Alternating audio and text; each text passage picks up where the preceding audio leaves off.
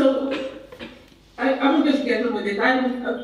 Usually, as you know, my slides are usually quite compelling. I just decided to put this together just to support that which I'm going to read. So bear with them, okay? So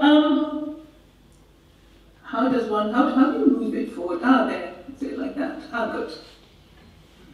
Out of the Depths, a new human origin story, and I use this Ben Okri quotation to set the context, because ultimately this is going to be about story.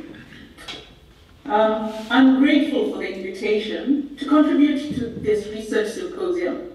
I want to extend my gratitude and affection to the illustrious Glenda Obermüller, who somehow always manages to deliver glorious convergences even against the oddest of odds.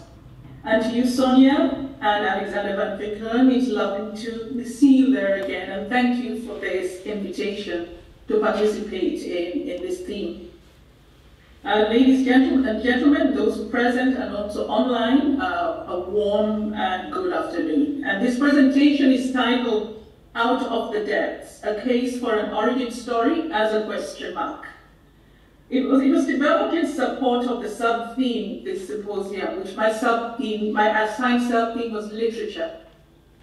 And it has evolved significantly. Initially conceived as a speculative exploration of the African diaspora as origin myth makers, it has been now embellished by including the discontent that many of us feel about the state of our present humanity, of the things that are unfolding before us that we can experience, see, and read. So this presentation now also seeks to provide a space to contemplate, to challenge, and make visible the personal and collective memory, particularly what was initially framed as the post-colonial Europe, but to do so within the context of that which we are experiencing right now. In a world where narratives shape not only what we know and live, but also the memories that infuse our existence, it is essential to pause and ask, how do we remake the stories that we have inherited? Stories we live as our lives and often with great unease. Stories that have often cast the majority of humanity and you, the African diaspora, as passive witnesses or background figures, dislocated from the fullness of the ongoings of the world, from the fullness of the world's past, the present and future, and also mostly beholden to others' agency as they undertake the work of creating the world. When these stories fracture, as they're all doing now, what happens then to our senses of selves, our memories of our place in the world? And how then do we begin the work of unmaking and also remaking our who I am, our who am I?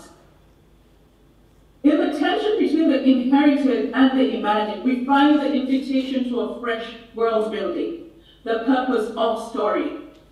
Glenda spoke about the cathedral project, world building projects that are multi-generational and that have generational import.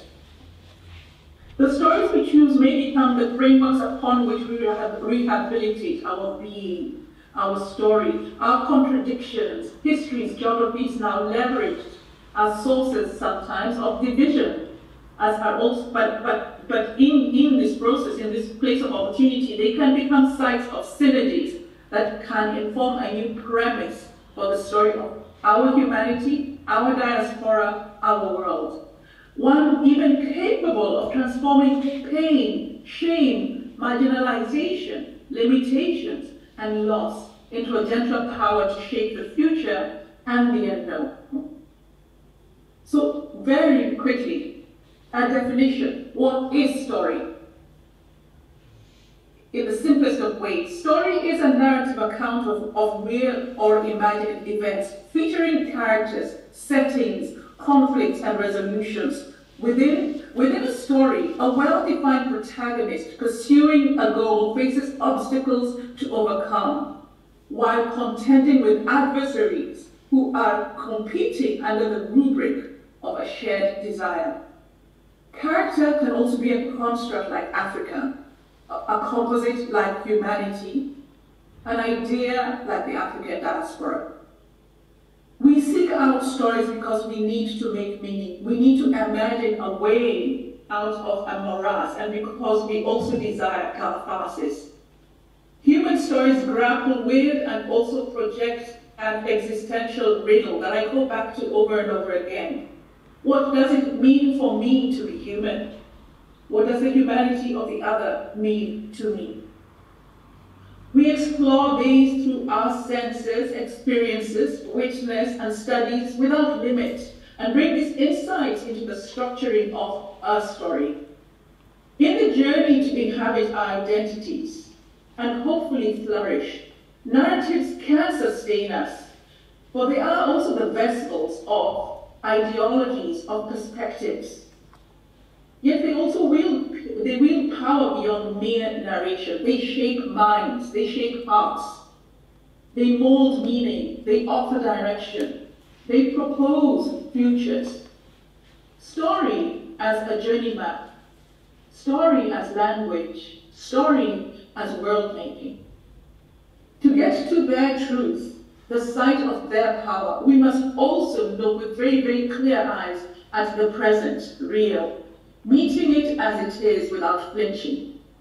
We must speak not only as the African diaspora, I propose, but fully and truly inhabit our fullest humanity. We are an intrinsic part of humanity itself, a point that somehow, I'm afraid, often gets overlooked or lost. In this moment of global upheaval, when all certainties are crumbling, there is certainly an opportunity for so many suffocated or buried stories to emerge as voices of possibility. The world is yearning for transformation, a rehumanizing of existence that reaches beyond the boundaries of geography and time. This is the power of world-making. Reality review. People. We are deep into the first act of a global warmonger's Adhiambo, a clash of uncontrollable forces shaping a dominant global psyche. Everyone, even children, are forced into painful sense-making in a world where there's a generation blatantly gaslighting a televised genocide and changing international law to accommodate abominations.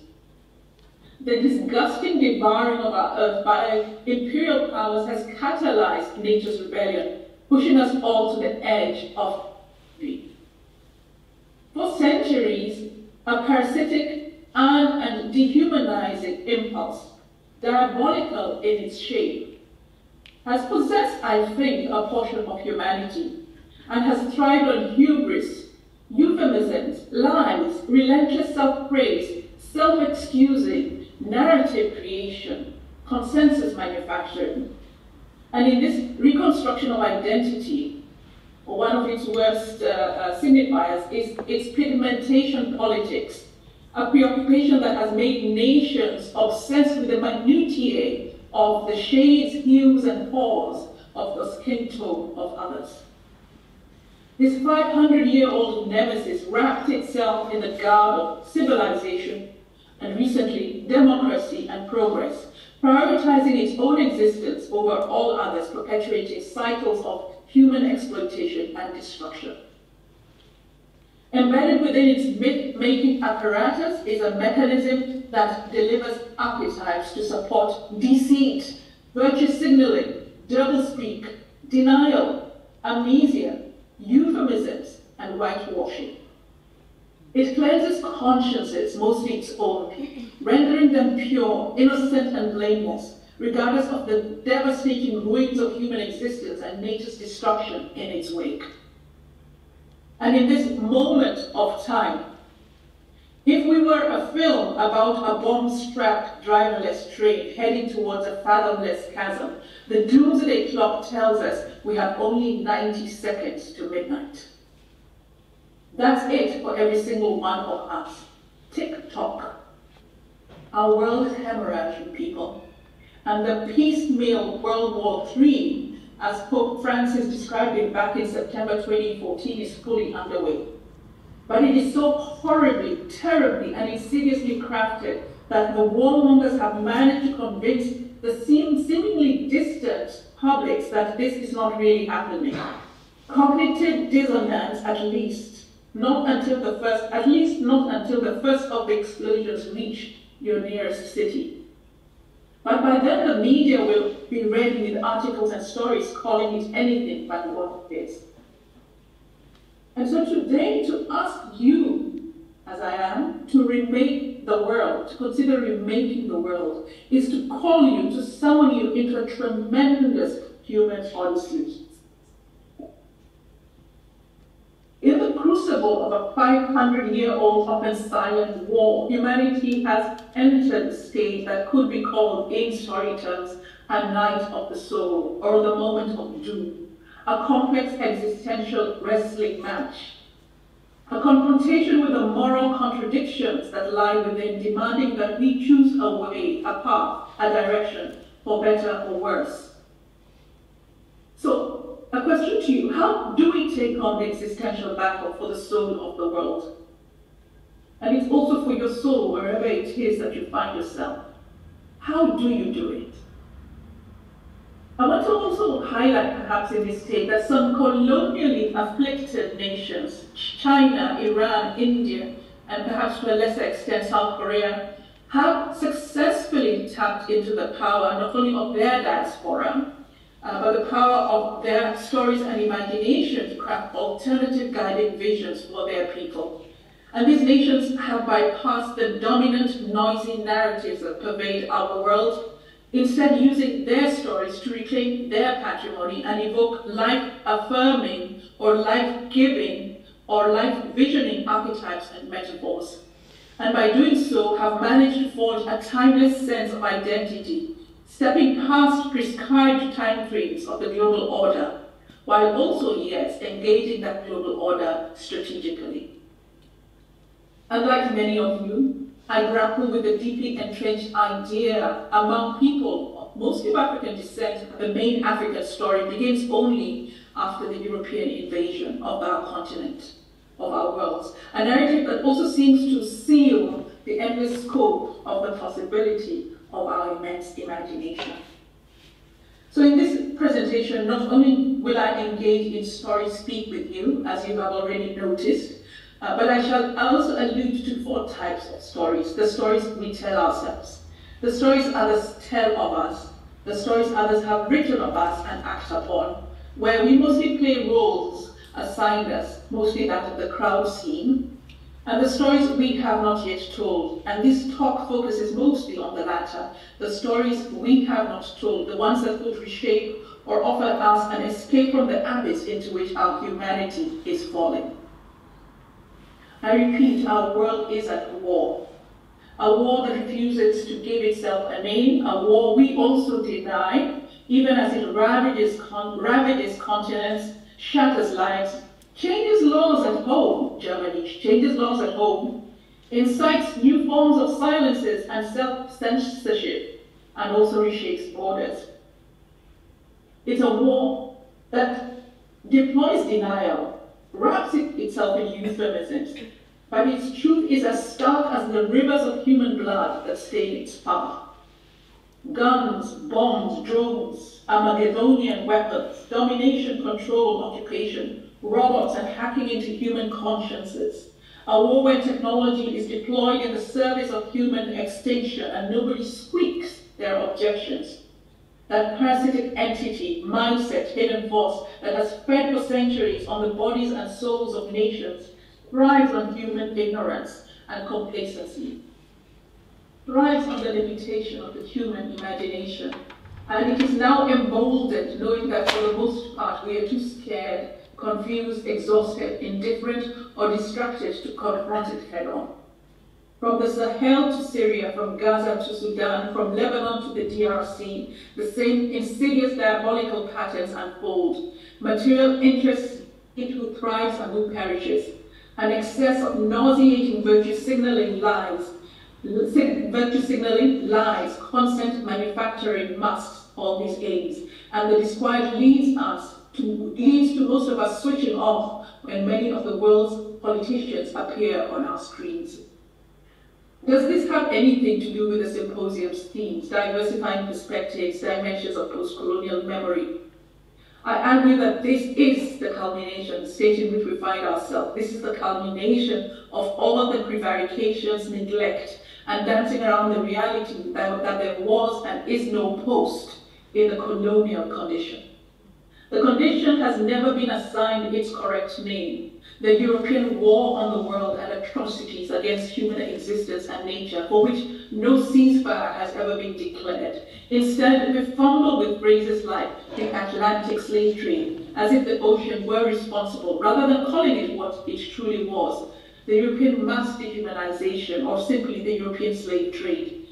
It's not an accusation at all, it's a fact that can then be engaged in its raw reality, with room now, because it is truthful, for transmutation.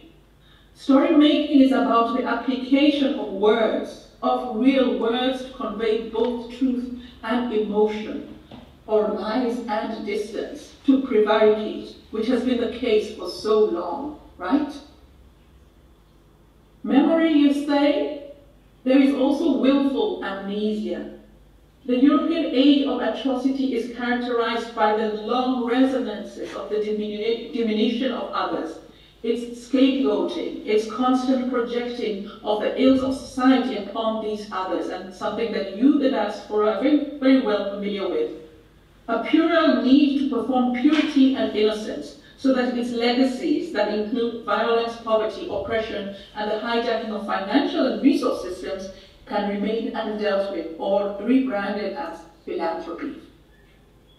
What I am now doing is called creating a character profile, which is part of the process of story making.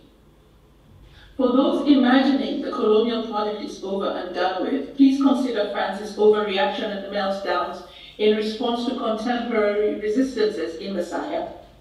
The media's role mirrors its colonial era function, rewriting history, projecting dehumanizing imagery, atrocity washing, and propagandizing outrages by calling them civilizing missions of one form or another. As I say, today is the same old rhetoric repackaged as spreading democracy and overthrowing dictators. As a side note, I'm always struck by just how deeply convinced most of the West remains that, for example, as a justification for colonialism, and I keep hearing it, Europeans brought Christianity to Africa, as if it is some sort of justifications. First, Christianity is not a European patrimony. Secondly, the Africa mentioned in the Bible, where Europe doesn't even make an appearance, is the Africa of the oldest written Bible in the world. The Africa of two popes, the Africa of St. Augustine and St. Maurice, before whom holy empires used to pledge allegiance before they took their throne. That Africa? The European ships that showed up on African shorelines carried weapons, cages, and chains. They left with the bounty of several nations. The propaganda, or story, or myth-making had to prove that these invaders brought something useful. And what they offered was the entrenchment of a high-faith system that actually was already in place. I use this example to demonstrate how a myth, often repeated, acquires a character of truth, of reality, and even history, so much so that even the targets of such myths forget to look more closely at the facts. The scale, depth, and breadth of the historical horror inflicted on our worlds remain beyond comprehension. The genocidal will to slaughter, the grotesque violence, the gluttonous extraction, the persistent narrative gaslighting, the pathological greed, the 1,000+ diseases nations that never knew existed. The plunder so excessive that entire European capitals were rebuilt from the spoils. The casual evil. One is left gasping at the extent of humanity's betrayal, as though something preternatural had been invited to possess the human soul and wreak havoc in exchange for what? Power, wealth, control? But it has also become apparent that no reparation, no tribunal, no earthly justice can ever begin to heal the existential wounds. And we cannot resurrect lost worlds, nor can we bring back those stolen and slain. And the beneficiaries of these outrages, these historical outrages, will never make amends, not to us. Moreover, war, violence, and human sacrifice still fuel that cause. Youthful Kenyan scholar Joe Kobuthi refers to the European age of atrocity, some would call colonialism, as a theological project, one that taxed the European person as a replacement messiah. He argues that the secular language commonly used in academia and in forums, public forums, falls short of adequately analyzing the dogmas, creeds, and beliefs that underpin the outrage that resonates with us to this particular day. It makes you wonder how it is possible, that for so many around the world to be co-opted into defending or justifying the abominable? How do we end up supporting cultural and human erasure, excusing slaughter by starvation, diminishing the essence of humanity and turning a blind eye to the mounting corpses of toddlers? How do we ignore the public desecrations and the ritualized abuse of both the living and the dead? Yet it is obvious that manipulating narratives lie at the heart of the extension of this, the colonial condition. Speaking of which, colonial memory involves confronting the long-term invisible trauma of colonialism and intergenerational inheritance of pain and haunting that for some reason is allowed and engaged when it involves reflecting on European-based atrocities like the Holocaust. But elsewhere, like the Kenyan government likes to tell us, we are told to accept history and move on. Why? The industrial-scale gaslighting means that every undealt with minotaur, the revenant, those coddled human pathologies have now proliferated and spread. They are 90 seconds away from knocking at every single door. We are indeed in the middle of Act 1 of an existential struggle, and we live in a time where war is the language of diplomacy and borders are redrawn in human blood. While the United Nations wrings its hands helplessly, the global structures for governance, the conventions that were supposed to hold human excesses in check, the Geneva Conventions, the Rome Statutes, the ICJ, the ICC, among others, are publicly crumbling. Open season, go to Damarun. I made a point of departure from the theme. Post-colonial? The post part is a lie, isn't it? Especially if we conceive it as freedom from, rather than the next phase of the long age of European atrocities inflicted upon the majority world. In a time of the loss of masks, this becomes particularly apparent in this season of the Gramscian interregnum. So post and colonial are inadequate for the reality that was and is, and they are at best diplomatic fictions that mask an ongoing, ceaseless war. A continuous assault of systemic violence, economic subjugation, and epistemic erasure. The colonial project did not end, it merely shape-shifted, both on the continent and in Europe. Fanon reminded us that colonialism is not a thinking machine nor a body endowed with reasoning faculties. It is violence in its natural state, and it will only yield when confronted with the greater violence. And the greater violence I'm actually proposing is that of muscular story-making. Although now the prevailing hegemon is mortally wounded and running helter-skelter as it faces the resurgence of countervailing centrifugal forces from new old civilizations, China, Iran, Russia, maybe to an extent India, most of us from the majority world are also aware that the flailing hegemon would rather destroy the entire planet than lose even a fraction of what it had taken and consumed from others' lives. The primordial horror that our complacency has permitted as we cling to stories designed to lull our instincts and deny the reality of global bloodletting. Does anyone still imagine that this horror will not come back home as it has always done before? And when it does, won't it also demand its pound of flesh from you two who are in the diaspora? The next part of this brief intervention confirms that despite everything outlined so far, I hold faith in the power of our timeless imagination and its power to shine irrepressible light into the void. And by doing so, we can, to paraphrase psychoanalyst Norman Doidge, transmute our numerous and requited ghosts into ancestors. Ancestors who once freed and blessed, guide, inspire, and also intervene for us. If, unlike China, Iran, and to some extent India, we of Africa and of its diaspora persist in ignoring the opportunities presented by the shifting winds of time, however difficult they are, no matter how ghastly they appear, and fail to urgently activate a muscular and imaginative response to the call to now rehumanize our existence, we also risk being swept away as mere debris in the relentless vision others have crafted for themselves. At stake is still our fundamental question: who am I? Who have we become? If our nations cannot seize this moment as a platform for self-reimagination, we remain as playthings in someone else's narrative, someone else's story, someone else's myth, at the mercy of forces that care nothing for our interests or our humanity. Look, if we had more time, I would have invited us to create a story premise, to imagine an origin myth together. A premise, by the way, is the foundational idea of a story, outlining the central conflict and stakes. It hosts that magic question: what if? It identifies our protagonist who opposes an antagonist. And this protagonist is forced not only to confront their deepest fears, but to pivot towards a moral choice that ultimately might lead to transformation, a resolution, and perhaps an elixir for their story world. Try it anyway.